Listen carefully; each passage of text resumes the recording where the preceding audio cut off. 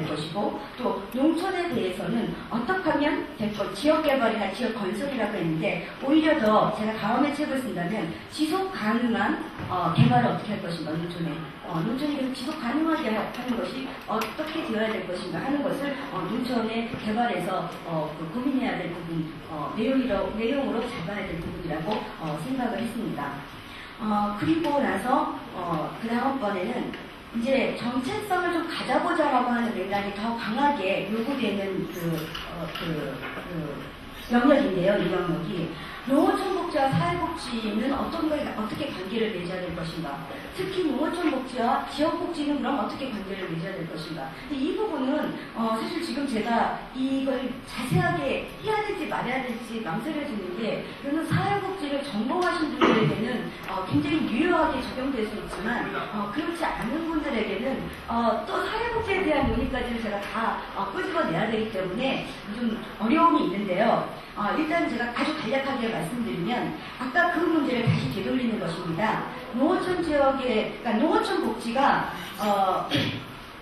농어촌 복지라는 게 딱 있는 것이냐, 아니면 농어촌 지역에서 사회복지를 하면 농어촌 복지인 것이냐. 아까 말한 것처럼 농촌 노인의 자존감에 대한 연구, 이게 농어촌 복지냐, 그것은 농어촌에서 노인 대상으로 사회복지를 해도 하는 것이라고 설명할 수 있는 것이 아니냐, 이 부분입니다. 그래서 저는 주장하기를, 이것이 좀 더 정체성을 가지려면 이렇게 가서는 안 되고, 사실은 농어촌 복지라고 하는 어떠한 것을 붙잡고 가야지 된다. 즉 농어촌에서 노인 복지를 한다고 해서 노인 복지를 하는 것은 사회복지를 그냥 농어촌에서 하는 것이지 농어촌 복지라고 얘기할 수 있겠느냐 하는 주장을 하는 거였거든요. 이것을 가장 쉽게 얘기를 하면은요, 그렇다면 이런 것이죠. 이런 식으로 얘기를 하자면 사실은 뭐냐하면 여기 얘기한 것처럼 단순히 농어촌에 있는 기관에서 근무하는 사회복지사를 농어촌복지 실천가라고 하고, 그러면 도시에서 실천하는 사회복지사는 도시복지 실천가라고 부를 것인가? 뭐 이런 고민과 맞물려 있는 것이거든요. 그래서 이것을 좀 정확하게 갖고 가자고 했는데, 제가 많이 양보한 게 그 다음에 나오는 것인데요. 뭐냐면 그 71페이지 아주 마지막에 보시면요, 농어촌 복지는 노인복지, 아동복지, 청소년복지, 장애인복지, 여성복지와 마찬가지로 하나의 분야로서 위치하는 것이 바람직하다. 한편 농어촌에 거주하고 있는 노인, 아동, 청소년, 장애인, 여성 등을 대상으로 하는 서비스는 다만 그 대상이 갖고 있는 특징 중 하나가 농어촌 지역이라고 간주하는 것이 맞다. 이렇게 하고 있어요. 이 더 깊이 들어가면 이게 무슨 얘기까지 나와야 되냐면요, 사회복지 전공하신 분들 중에서 통합방법론이나 사회관리라는 얘기를 들어보셨으면, 요즘은 이런 대상들 있잖아요. 여성, 장애인 대상을 할 때 환경을 고려하지 않은 서비스는 있을 수 없어요. 그 모든 사회복지사들이 환경을 고려해서 서비스 실천을 합니다. 그때 나온 환경 중에 하나가 농촌이라는 지역 환경이에요. 그렇기 때문에 가만히 놔둬도 농촌복지 하는 거예요. 그걸 농촌복지라고 얘기를 하면. 이해하시겠어요? 예. 그렇기 때문에 우리가 그거대로 가고 다시 농촌이라는 것을 어떻게 할 것인가를 더 핵심적으로 붙잡는 농어촌복지라는 게 있어야 된다. 어쩌면 그런 면이라면 오히려 농어촌복지는 아까 얘기한 삼성에서 농업의 문제, 또 농촌의 문제, 그리고 농민의 개별 서비스보다는, 그걸 사회복지에 산다니까요. 개별 서비스보다는 농민의 의식 문제, 주체 문제, 이런 것들을 더 다루어 보는 것이 농어촌복지 아니냐라고 이제 얘기를 하고 싶은 것이죠. 그럴 때 아마 여기 오신 분들 중에서 괜히 같구만. 나는 그걸 하는 게 아니라 농어촌에서 지역아동센터 하는데, 그러면 내가 지금 하는 것에서 농촌 환경만 더 고려해서 하면 되는 건데, 그러니까 이렇게 생각하실 수 있을 것입니다. 사실 저는 그렇게 생각하는 게 맞다고 생각했어요. 그런데 이러한 저의 생각이 아까 앞에 말씀드린 것처럼 농어촌 실천가 협회의 그 열렬한 실천가들에게 사실은 호응을 받지 못한 것입니다. 아마 이 책에서도 나오는 김양희 선생님이라든지, 우리 마지막 시간에 할 이정일 선생님, 또 오늘 이 책 안에 들어있는 유수상 선생님, 이런 분들이 다 농어촌 실천과 협회에 계신 분들인데, 여기 와서 이렇게 강의를 하시겠다고 하시는 분들도 별로 그게 맞았어요 라고 하시지 않는 걸 보니까 그렇다고 그건 틀렸어요 라고 하시지도 않았거든요. 아마 틀렸어요 라고 못하는 이유도 있겠죠. 제가 얘기해서 그러셨을지도 모르겠어요. 이거 아니구나, 나 이렇게 하면 안 되겠구나. 그래서 왜 우리 사회에서 내가 이 주장을 못하는가를 곰곰이 따져보니까 결국 와서는 무슨 얘기하고 맞먹을 수 있냐면은, 실질적으로 지금 사회 관리를 그렇게 하자고 하지만 일선 사회복지사들은 도대체 환경에 무엇을 고려하라는 거지? 환경을 어떻게 적용해서 해야 된다는 거지? 그래서 이런 특징이라면 어떤 방법이나 서비스를 제공해야 된다는 거지? 라고 하는 것조차를 지금 갖고 계시지 않은 것이죠. 혹은 갖고 계시다 하더라도 확신이 안 쓰는 것이죠. 그렇기 때문에 그런 얘기를 해줬으면 하고 배웠으면 하고, 아마 그래서 여러분들이 오신다면 아직까지 우리나라에서 농어촌 복지는 그 영역을 포함해야 된다라고 제가 2달 사이에 불러놓은 것입니다. 그래서 지금 두 달 더 됐군요. 지난 8월달에 했으니까 벌써 더 훨씬 됐군요. 계속 밀리면서 그게 맞겠다. 우리나라 현실의 농어촌 복지는 결국은 아까 얘기한 농어촌 노인의 자존감 연구에 관한 연구도 역시 농어촌 연구다라고 하는 것으로 좀 더 물러나라고 볼 수 있어요. 그래서 그런 농촌을 특징으로 하는 서비스 제공 분야까지도 농어촌 복지의 협의의 내용으로 포함되어야지 맞다라고 하는 생각을 했습니다. 그 다음에 고려해야 될 부분이 지역복지하고는 그럼 어떻게 다른가? 사실 지역복지하고 어떻게 다른가를 설명하는 게 훨씬 더 어려워요. 왜 훨씬 더 어렵냐 하면은, 제가 생각하기에는, 저는 지역복지 전공자이죠. 예. 사실은 제 박사학위 논문은 워싱턴 DC에 있는 소수자 이민자들이죠. 소수자를 위한 사회복지 기관의 행정에 대해서 썼습니다. 그들 기관의 행정이 어떻게 바뀌어야 되는가에 대한 것. 왜 바뀌어야 된다고 얘기했냐면, 여러분들이 들어보셨을지 모르겠는데 1980년대 후반에 미국에서 복지혁명을 하거든요. 복지개혁을 하거든요. 그 복지개혁 프로그램에 이주자들에게 복지 서비스를 주지 않겠다는 내용이 포함되어 버립니다. 시민권을 받지 않고서는 복지 서비스 제공할 수 없다. 전에는 영주권자든 시민권자든 또 본토 국민이든 사실은 다 같았거든요.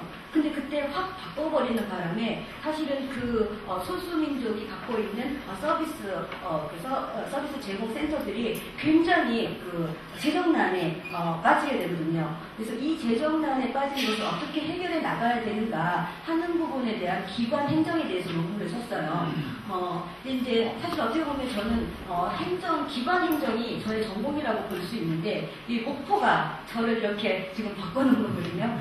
첫 번째는 제가 이 학기에 들어왔더니 사회복지 행정을 강의하시는 저의 선배 교수님이 계시기 때문에 제가 강의를 못했고, 그리고 나서 그럼 난 뭘 해야 되지? 그러면서 길거리를 떠돌다가 지역을 발견했고, 이렇게 지역을 발견하다 보니까 결국은 그 당시에 썼던 논문 자체도 소수민 지역의 지역복지관을 얘기한 거기 때문에 굉장히 맞다라고 하는 것과, 사실은 지역복지에서 굉장히 중요한 부분이 운동성이기 때문에 그러니까 개별 사회 사업에서 클라이언트를 클라이언트를 변화시키는 것이 개별 사회 사업이라면, 사실 지역복지는 원래 핵심적으로 얘기하면 지역을 클라이언트 삼아서 지역을 바꾸자는 얘기인데, 지역을 바꾸는 건, 클라이언트를 변화시키는 건 상담이나 여러 가지 개입이나 이런 것으로 가능할지 모르겠지만, 지역을 바꾸는 데는 운동이라는 중요한 요소가 들어가야지만 가능합니다. 그렇기 때문에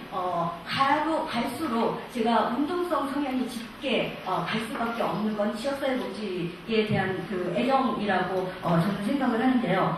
그래서 그런 맥락에서 보자면, 지역복지라는 것을 제가 계속 강의를 하고 지역복지에 관심을 갖고 있으면서 사실은 발견한 것이, 우리나라의 농촌복지의 개념이 모호한 만큼이나 지역복지의 개념 역시 모호한 거 아닌가. 또 그것도 정립하려고 하는 노력이 사실 부진한 거 아닌가라고 하는 생각을 또 동시에 하게 되거든요. 그렇기 때문에 농어촌 복지와 지역 복지의 사이에 정체성을 밝혀내는 일은 굉장히 더 어렵다는 이야기입니다. 그래서 그런 부분이지만, 사실은 우리가 이렇게 생각해 볼 수 있는 것 같아요. 그 부분은, 이용교 교수님의 논문에서 많은 도움을 받았는데요. 물론 농촌은 분명 지역임에 틀림이 없습니다.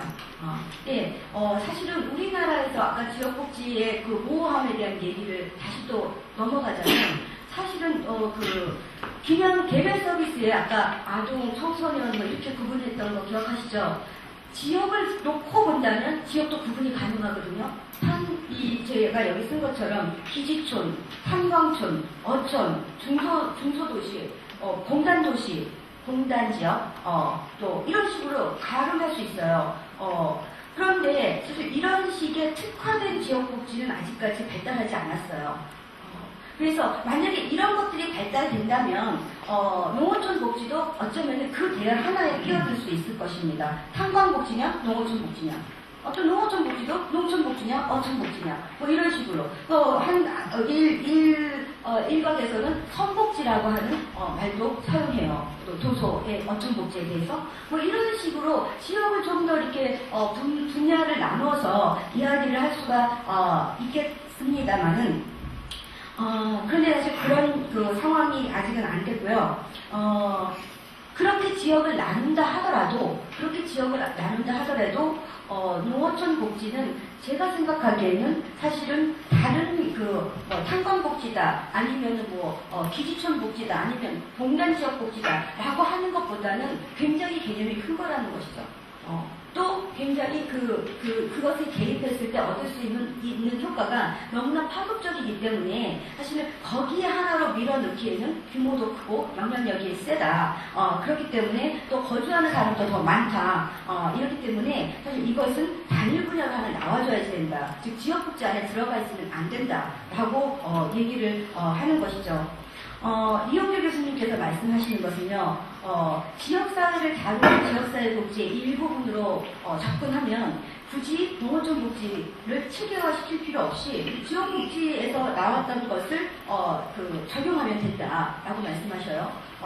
그러나 기존의 지역사회 복지로는 주로 도시 빈민 지역 문제를 다루기 위해서 만들어진 것이기 때문에 우리가 적용할 만한 게 충분하지 않다고 보시는 거죠. 그래서 농어촌 복지는 지역사회 복지의 일부분이 되어서는 안 된다라고 말씀하십니다. 이것을 제가 조금 더 쉽게 생각해 보았더니 장애인 복지에서 정신보건이 나와서 보건 사회복지 분야로 지금 분야 하나를 완전 잡았지 않습니까? 또 청소년 복지에서 학교 사회사회복지가 나와서 그만한의 어떤 영역을 지금 확보하지 않았습니까?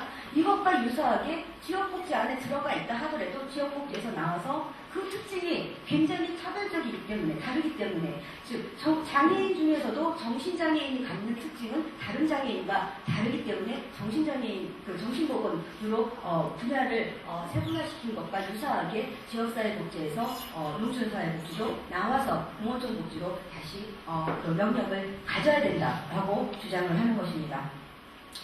자, 그 다음에 농어촌 복지의 실천 방법과 실천과의 역할은 무엇이 되어야 될 것인가? 이 부분도 간단히 설명드리면요, 미국 문헌에 의하면 제너럴리스트, 즉 일반주의 실천을 해야 된다라고 나와 있어요. 그럼 일반주의 실천은 무엇인가? 제너럴리스트와 대별되는 게 스페셜리스트입니다. 그래서 스페셜하게 하지 말고 일반적으로 하라는 말은요, 가장 쉽게 얘기하면요, 일반이하고 그 전문의가 있는 것처럼 일반 실천을 하라는 건 그 안에 일어난 모든 것을 하라는 얘기예요.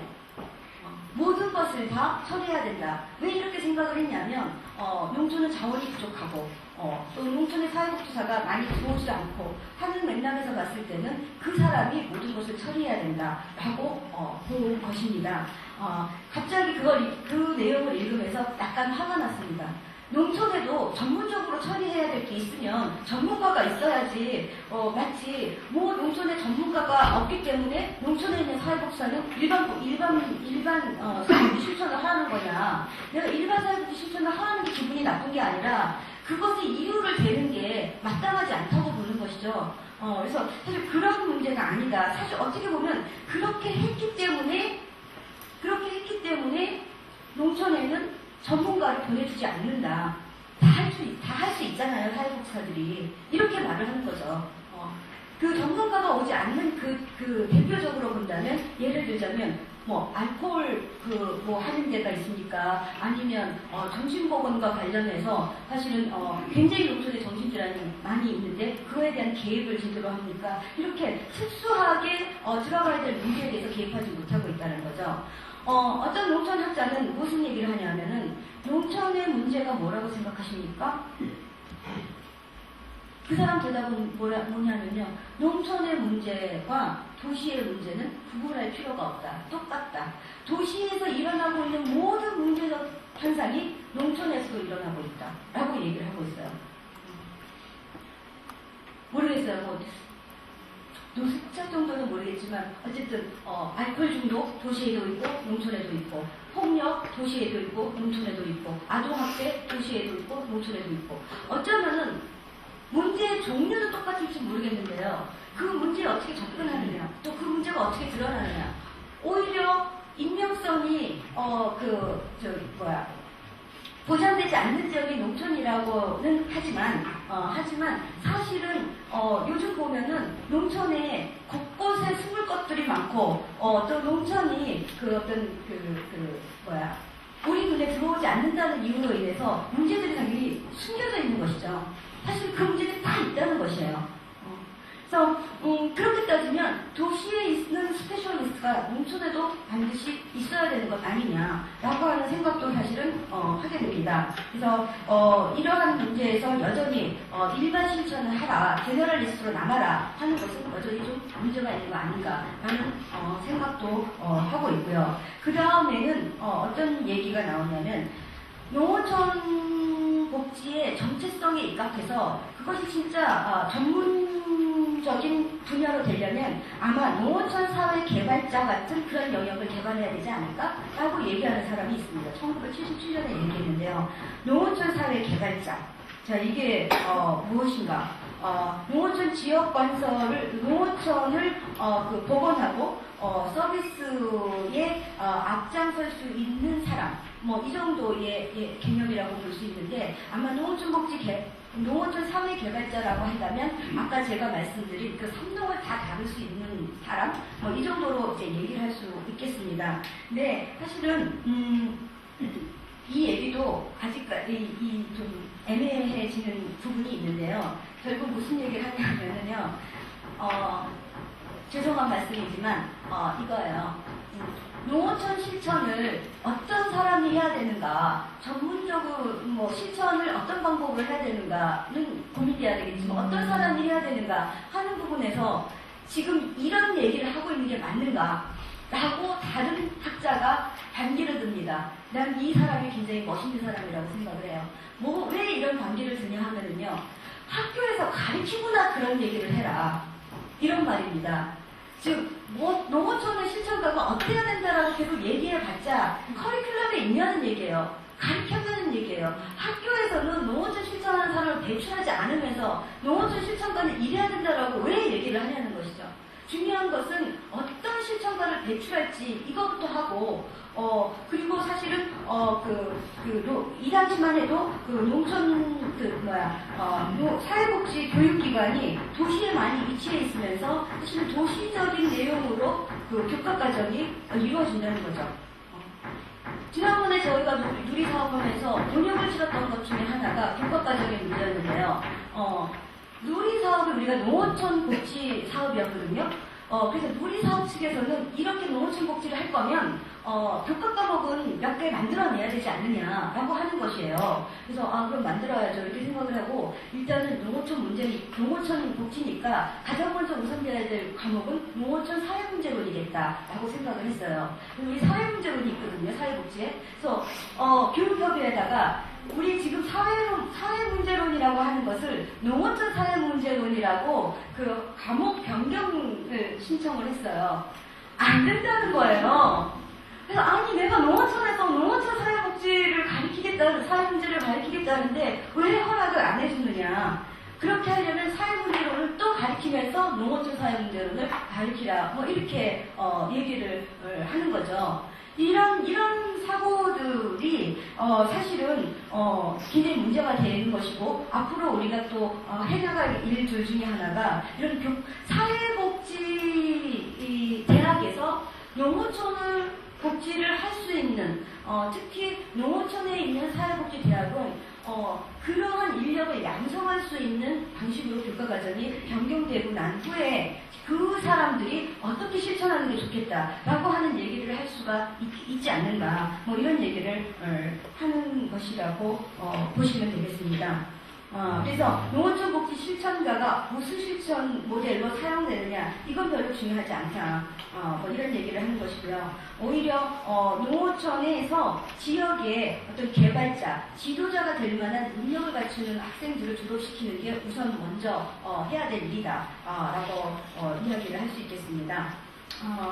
지금 쉬시지도 않고 이렇게 지금 계속 와서 제가 좀 빨리 끝내야 된다고 생각을 하긴 하는데요. 그러면은 일단 그 정도 하시고요. 농어촌 복지 철학과 가치를 간단히 이제 좀 보시기로 하겠습니다. 지금부터는 10분 정도만 더 해보려고 하는데요. 문제는 제가 솔직히 말씀드리면 농어촌 복지 철학과 가치는 지금 강의한 것보다 더 오래 해야 되거든요. 이거를 빨리 끝내는 방법이 무엇일까 고민이 되네요. 자, 농어촌 복지 이 앞에 지금 맨 앞에 나와 있는 이게 아마 주최 측에서는 지금 참여복지센터라고 생각하는데요. 참여복지센터에서는 이 글이 굉장히 마음에 드셨나봐요. 그래서 아주 영광스럽게도 이것을 지금 표지의 맨 뒤에 이렇게 집중적으로 표현해 주셨는데요. 이겁니다. 농어촌에 없는 것들, 부족한 것들에 대해서 우리가 리스트를 작성하면 끝날 것 같지 않은 리스트가 작성될 수 있다. 그리고 또한 농어촌에 정부가 굉장히 많은 돈을 쏟았다. 또 농어촌에 관련한 여러 가지 다양한 단체들도 지금 있다. 그런데 왜 여전히 농어촌은 힘들까? 왜 여전히 농어촌은 희망이 없는 것인가? 어느 신문에서 리서치를 했는데 농촌에 살면 뒤처진다. 리서치에 참여한 사람들의 숫자가 중요하겠지만 우리나라 전 국민의 전수조사를 아는 것은 아닙니다. 그런 사람들에게 질문을 했습니다. 농촌에 살면 뒤처진다 라고 생각하는 사람의 몇 퍼센트인가? 몇 퍼센트 정도 될 것 같습니까? 그 설문 응답자의 70%가 농촌에 살면 뒤처진다라고 생각하고 있습니다. 근데 누가 농촌에 살고 싶어 하겠습니까? 그래서 그런 것들이 그런 생각들이 우리에게 팽배해 있으면 그래서 왜 그러면은 이런 일이 벌어졌는가? 왜 실패했는가? 제가 아까 미국의 예를 쭉 말씀드렸죠. 근데 미국의 문헌에 나와 있는 게 그 상태를 농촌의 현실을 파악하고 그 상태를 어떻게 해결할 것인가에 집중했다는 것입니다. 저는 그래갖고는 철학이나 가치가 나오지 않는다고 생각을 해요. 혹은 철학이나 가치를 생각하면 그 상태만을 생각해서 농어촌 복지를 할 수 없다라고 봅니다. 즉 아까 제가 빈곤의 원인이 어디 있나 살펴보자고 얘기를 먼저 말씀드린 것처럼 사실은 그 상태를 살피면 그 상태만 좋게 만들면 되지만은요 그 안에 깔려있는 그 작동 원리는 변하지가 않아요.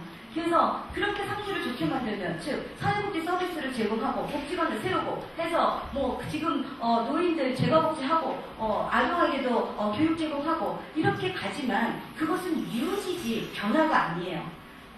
사회복지의 궁극적인 목표는 사실 어떻게 보면 여러분들이 사회복지는 삶의 질 향상을 목적으로 한다 이런 거 굉장히 많이 들어보셨을 거예요.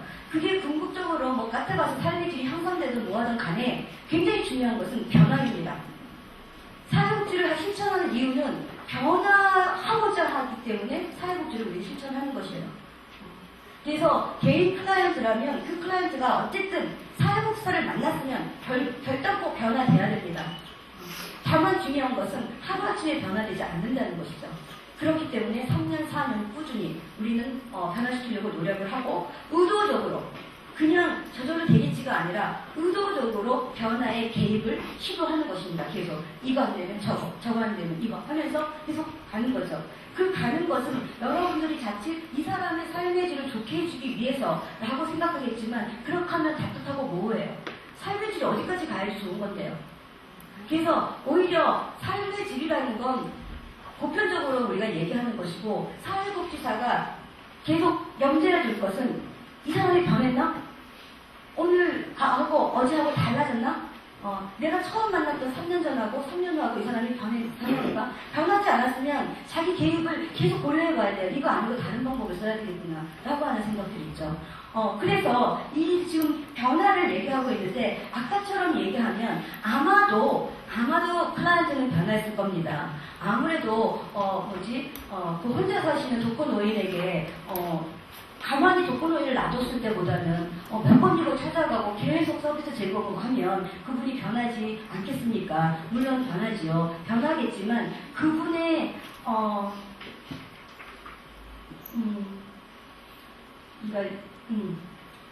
그분의 계급과 계층이 변하는 건 아닙니다. 여전히 독거노인이고요. 여전히 혼자 살고 계시고요. 여전히 아마 사회복지사가 방문하지 않으면 여전히 그렇게 남아 계실 것이라는 것이죠. 이게 무슨 변화인가요? 유지이죠. 변화와 유지의 차이도 어쩌면 상대적일 수 있을지 모르겠어요. 우리는 유지시키면서 변화했다고 만족할지 모르겠지만 전체적인 그의 생으로 보면 결과 달라진 게 없습니다. 뭐 그렇다고 노인들은 젊은이로 만들라는 얘기는 아니지만 그럴 수도 없지만 그런 문제를 생각해 보는 거죠. 그래서 아마 그 노인 부분에서는 조금 더 제가 이 설명이 설득력 없을지 몰라도 아동을 지금 그 대상으로 해서 얘기한다면 굉장히 설득력이 있을지도 모르겠습니다. 아동에게 주는 그 서비스가 과연 아동의 앞날에서 우리 그 지역아동센터가 아니라 청년사업단 우리 학교에서 하고 있습니다. 청년사업단이 하는 사업을 통해서 이 아동이 제가 생각하기에는 그게 아마 모토 같은 게 아마 그런 걸 거예요. 아동에게 희망을 주는 사업. 아동이 성장하고 변화되는 사업 뭐 이런 것일 것인데 그렇게 한 아동이 자라서 무엇이 될 수 있을까? 로 봤을 때 어디까지 갈 수 있을까요? 뭐 어디까지 간다는 게 중요한 건지 모르겠지만 이런 맥락에서 우리가 유지를 약간씩 변하는 것은 결국은 큰 틀에서 보면 유지고 우리 사회 체계에서도 여전히 유지라는 것입니다. 그걸 바꿔내야지. 죄송합니다. 제가 아직 그 얘기를 하고 싶은 것이어서요. 좀 정확히 말하면 그래서 우리가 이 문제를 고민하자면 근원으로 파고들어야 된다. 어디 근원으로 파고들어야 되는가 했을 때 노어준복지의 철학이 생명사상과 맞닿아 있는 지점까지 근원을 파고들어야 된다고 얘기를 하는 것이고요. 이 생명사상을 얘기한다면 그것은 어디까지 제가 근원으로 내려가야 지금 강의가 이루어지는 것이냐면요. 150억만 점 까지 지금 내려가야지만 우리가 그 장혜익 교수님이 말하는 온 생명에 대한 얘기를 할 수 있게 되는 것입니다. 그래서 이 보시면은요 이 책인데요. 제가 강의를 시간대로 못 마치면 이 책을 시간대로 마친다 하더라도 여러분들이 이 책을 보셨으면 좋겠다는 생각이 들어요. 굉장히 얇잖아요. 그래서 굉장히 마음 편하게 이 책을 선택해서 읽으실 수도 있겠지만 저는 사실은 이 책이 나오기 전에 있는 두꺼운 책도 좀 봐봤고요. 다 보지는 않았지만 토탈 이 책을 2번 읽었고 그 다음에 장혜익 교수님의 강의를 가서 직접 들었고 직접 들으면서 질문도 했고 했지만 사실은 다 이해하지 못했습니다.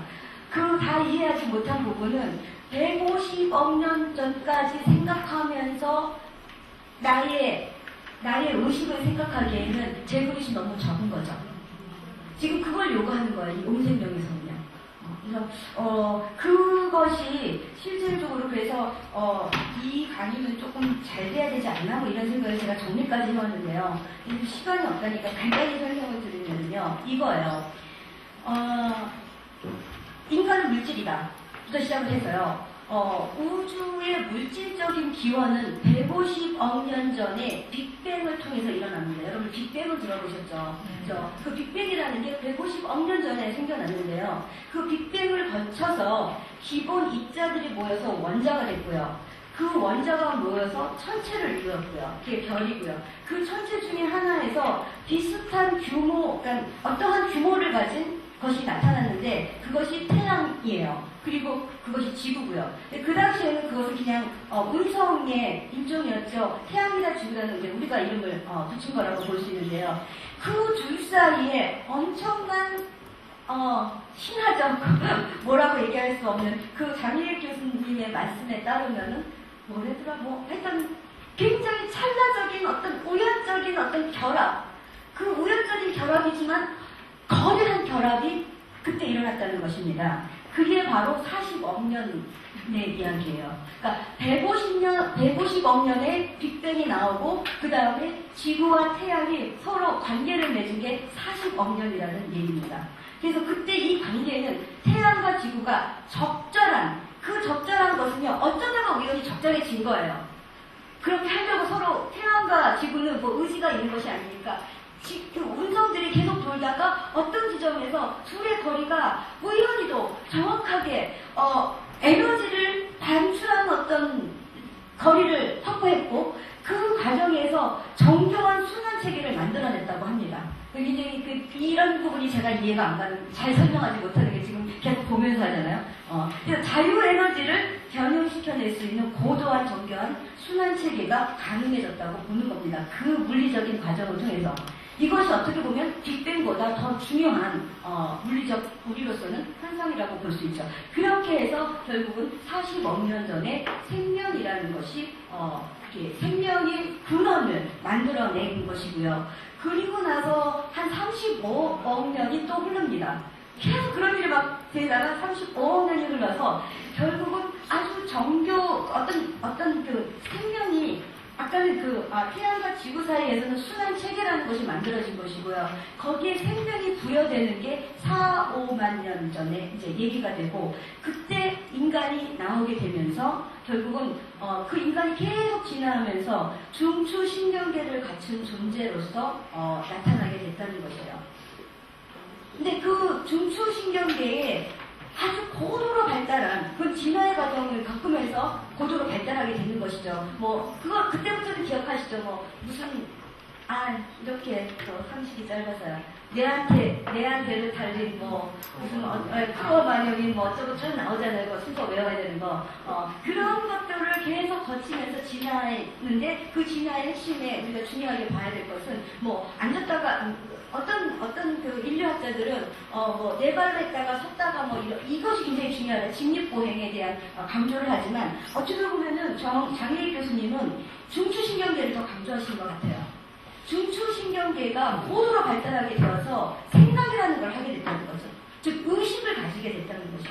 그래서 의식을 가지게 되면서 의식이 발현하면서부터 결국은 자신을 주체적으로 파악하는 인간이 나타났다. 이것을 선생님의 말로는 낫생명이다. 이 개개인의 생명이 낫생명이라는 거예요. 그래서 그런데 여기까지는 우리가 이해를 한다는 것이죠. 얘기를 하자면 이해가 안 될 수도 있지만 이해가 되는데 그 다음부터 인간은 의식을 아마 덜 발전시킨 것 같아요. 왜냐하면은 그 선생님이 그 책에도 썼고 강의에서도 이런 예를 들거든요. 개구리의 눈에 대한 얘기를 해요. 개구리의 눈이라는 건 결국 무슨 얘기를 하고자 하시는 거냐면요. 개구리의 눈은 우리의 눈과 다르대요. 그래서 개구리의 눈에는 흔들리는 것만 보이고요. 정지되어 있는 건 보이지 않는답니다. 완전히 보이지 않는다는 것보다 이렇게 인식을 파악을 잘 못한다는 거죠. 그래서 개구리가 나무를 보면 특히 우리가 움직이는 걸 잘 보니까 벌레도 확 잘 잡아먹잖아요. 개구리는 나무를 보면 나무는 이렇게 생겼잖아요. 그죠? 이렇게 있고 어떻게 보면은 개구리는요 바람이 불지 않는 날은 나무를 못 볼 수도 있을지 몰라요. 왜냐하면 그래서 개구리 눈에는 여기는 안 보이고 여기만 보이는 거예요. 이파리가 흔들리는 모습만 개구리 눈에는 보이는 것입니다. 그런데 나무는 잎만 있는 게 아니거든요. 나무라는 완벽성은 바로 여기부터 사실은 뿌리까지죠. 그죠? 네, 이렇게 이러한 것처럼 인간이 너무 낮생명만, 즉 그런 생명들만 그러니까 인간이라는 것만 생각을 했지 인간의 주변은 사실은 못 본 거예요. 이게 안 보인 거죠. 인간을 보면 개구리 눈처럼. 우리는 보인다고 생각하지만 우리가 보는 것은 선생님과 나만 봤을 뿐이지 선생님 내 뒤에 뭐가 있는지 보이세요? 자, 이렇습니다. 결국은 무슨 얘기냐면은요, 또 다른 예를 들어보면은요, 나무 있죠?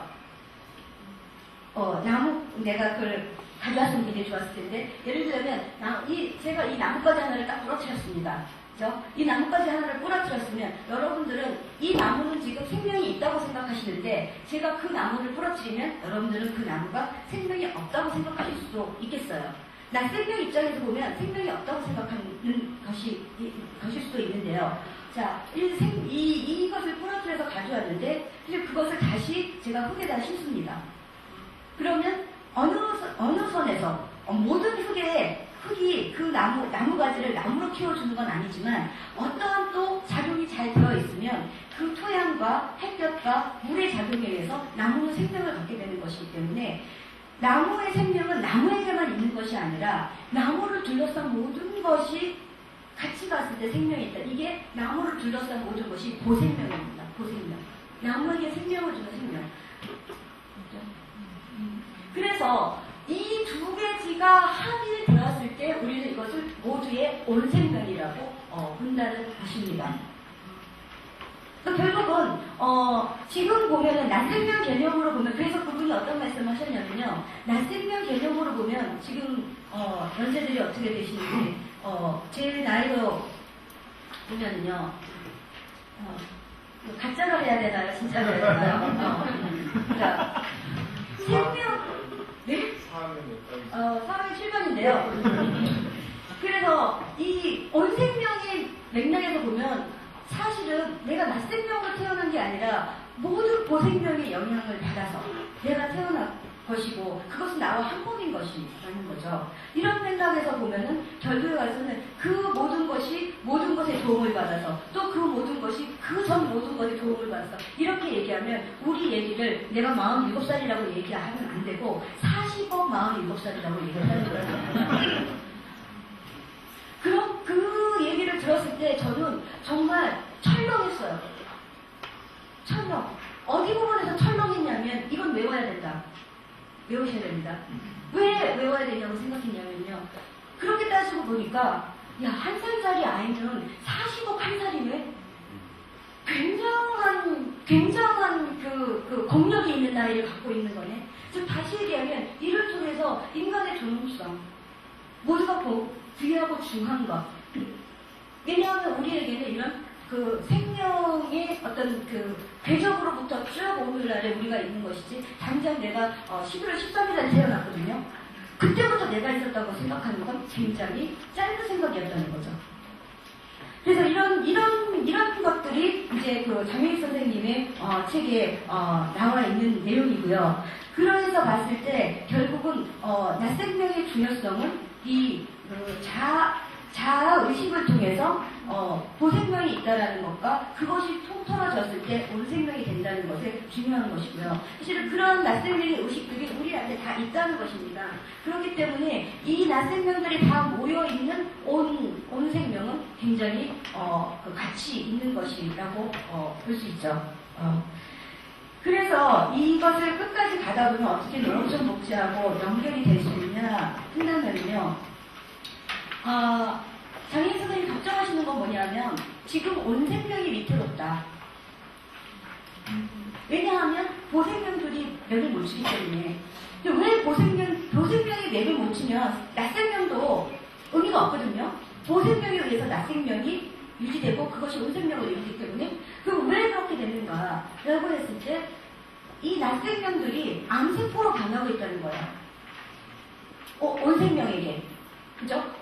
암세포라고 하는 건 뭐냐 하면은 외부에서 침입한 것이 아니라, 즉, 온 생명 안에 그 낯생명들이 있으니까 외부에서 침입한 것이 아니라 신체 내의 세포 중에서 자신이 해야 할 일을 하지 않고 다른 기능을 하면서 계속 증식하는 것이 암세포에서 결국은 죽게 만드는 것이라고 얘기하는데 우리가 지금 낯생명 이러한 상태라는 것이죠. 왜냐하면은 우리 자신만 인간이 자신의 번영과 증식만을 위해서 변형되고 있다는 것이에요. 모든 생명이 같이 가는 길로 유지해야 되는데 우리가 계속 변형시키면서 이 번역에서 가장 중요한 의미는 뭐냐 하면은 그거예요. 아까 제가 여기서 나뭇가지를 꺾었지 않습니까? 그래갖고서는 땅에다 심었지 않습니까? 그죠? 그런데 그걸 안 심고 제가 이 나무를 잘라서 땅에다 심었다고 생각하십시오. 자, 그러면 똑같은 나무라고 생각할 수 있지만 이건 이 생명 안에 있는 나무였고요. 이거는 이미 다 변형된 나무이기 때문에 이거를 아무리 좋은 땅에다 심어도 생명을 만들어내지 않습니다. 근데 우리한테는 지금 이렇게 변형되게 너무 많은 거예요. 그러면서 우리 자신도 지금 변형되고 있는, 우리 의식도 변형되고 있어서 생명이 같이 가는 의식으로 안 된다는 것입니다. 여기서 중요한 점은 뭐냐면 온 생명이 실패하면 낯생명도 실패하고 낯생명이 실패하면 온 생명도 실패하는 우리는 합일된 존재라는 것이에요. 그 얘기를 들었을 때 이건 농어촌 복지다라고 생각을 했어요. 왜냐하면 농어촌 복지는 아직까지도 도시에 비하면, 농어촌은 아직까지도 도시에 비하면 이 변형이 덜한 데라는 거죠. 흙만 봐도 그렇지 않습니까? 아직 우리가 그죠? 그 콘크리트 퍼붓지 않았으면 그 흙은 생명이 있는 유기체가 거기 살아 움직이는 흙이지만 거기에 콘크리트를 벗은 도시에서는 이미 그 생명은 변형되어 버렸기 때문에 생명으로서의 가치가 없는 거죠. 그럼 지속 가능한 지속 가능하다는 건 뭘 뜻하는 건가요? 천년 만년 살고 싶으신가요? 괜찮아요. 괜찮아요. 천년 만년 사는 게 지속 가능한 것이라면 그걸 지속 가능하게 하려면 결국에 가서는 생명이 있어야지만 사는 것이기 때문에 이런 변형을 하지 말아야 된다는 거죠. 그럼 가장 변형되지 않은 상태, 변형 많이 됐지만 않은 상태를 간직하고 있는 건 농촌이다. 또 그 안에 있는 낯생명들이다. 어떻게 보면 그렇기 때문에 농어촌 복지는 농어촌 복지로 끝나는 것이 아니라 이 세계가 생명을 가지고 계속 살아가려면 남아서 있어야 될 그런 것이라는 거죠. 보존되어야 돼. 그러면 어떻게 돼야 어디가 보존의 위치인가? 사실은 이거는 근데 이거는요 1만 년 전으로 돌아가야 된다고 했어요. 그 1만 년 전의 생태계를 원형으로 봤어요. 그 1만 년 전의 생태계에 몇 명의 인구가 살았는지 아십니까? 이분의 연구 결과에 의하면 몇 명이지? 400만 명? 400만 명. 네. 아마 여러분들 아까 제가 이거 잘 기억하는 서울의 인구가 아마 600만 정도 된다고 언제부턴가 머릿속에 그렇게 되어 있는데 그게 맞는지 모르겠는데요. 1000만 명이요?